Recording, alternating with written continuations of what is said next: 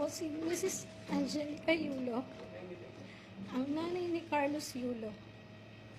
Ako po ay narito para ipahayag ang aking huling pananalita hinggil sa girian sa aming pamilya at ng panig ng anak ko.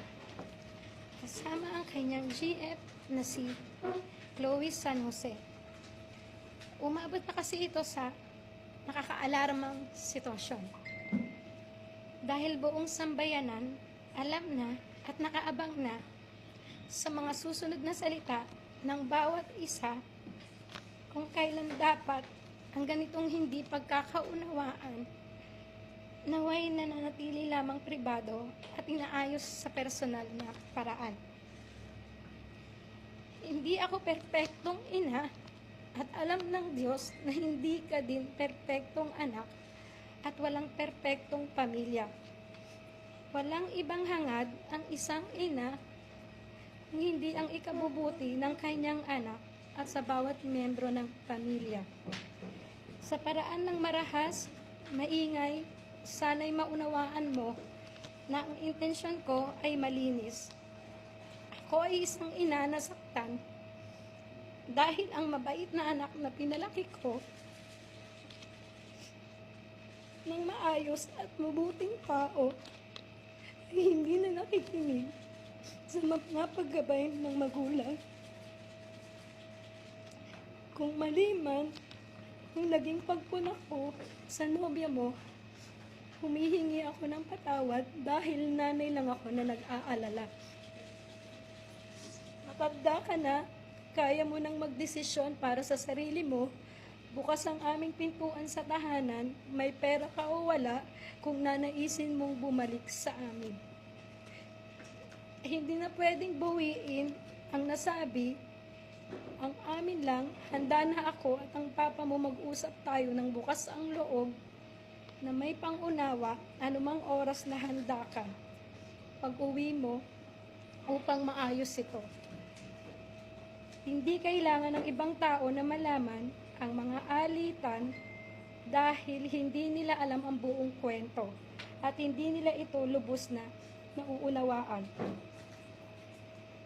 Gayunpaman, humihingi ako ng patawad sa iyo at sa sambayanan sa mga nasabi ko sa interview. Pagod at puyat ako sa kapapanood sa iyo ng mga panahon na yon. Di makatulog sa tuwa kahit tapos na ang iyong laban.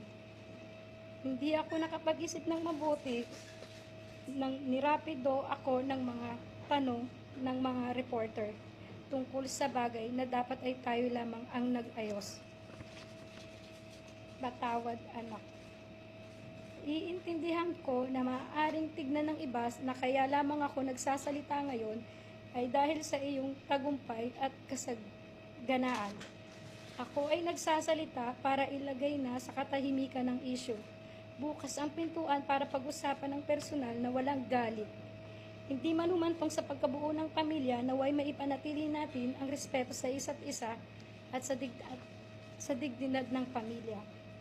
Kung hindi man tayo magkaayos, sana sa pagdating ng panahon, maunawaan ang aking panig, intensyon at hindi ang ingay. Ang pamilya, iisa lang yan at laging andyan lang para sa isa't isa sa kabila ng anumang pagsubok o alitan.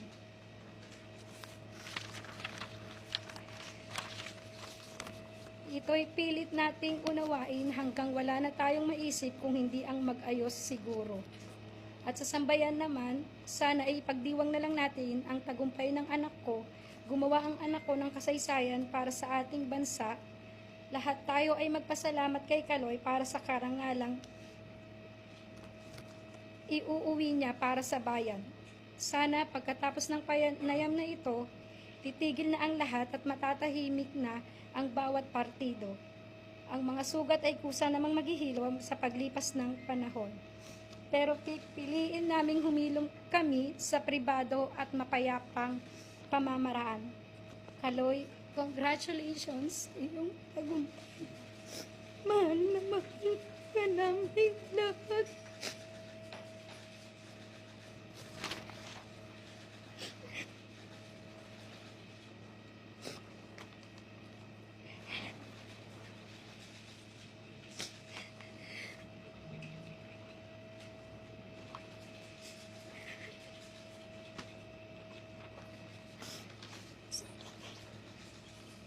Sorry.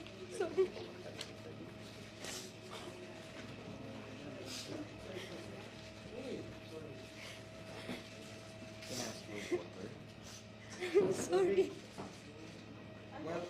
While she's composing herself, I think, Tony Raymond, with humblest apologies, could you kindly repeat what you said earlier before you give way to his statement? Just lang, snippets. I'm representing Mrs. Yula for free. I'm doing this not for myself. God has been very generous to me, and I think at certain times